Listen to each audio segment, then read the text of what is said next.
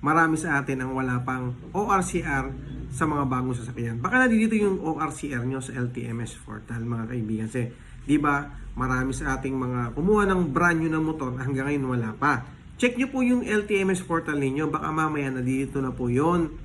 Kasi mga kaibigan, sa mga hindi po nakakaalam, pwede po natin gamitin ang ating brand new na motor kapag po meron nandito ORCR sa ating LTMS portal. Okay? So, tinanong po natin yan doon sa kakilala natin ng LTO kung pwedeng gamitin yung LTMS portal. So, sagot nila, pwede po yung gamitin. Kahit wala pa po yung ating hard copy o photocopy na galing sa dealer. Kaya, check nyo po yung LTMS portal ninyo. Baka mali nyo nandiyan na at magamit mo na ang inyong motor. Kasi alam ko, gusto mo nang gamitin yung motor mo kasi ilang buwan nang wala pa yung ORCR. So, real talk tayo. Okay? So, check nyo dito sa LTMS portal.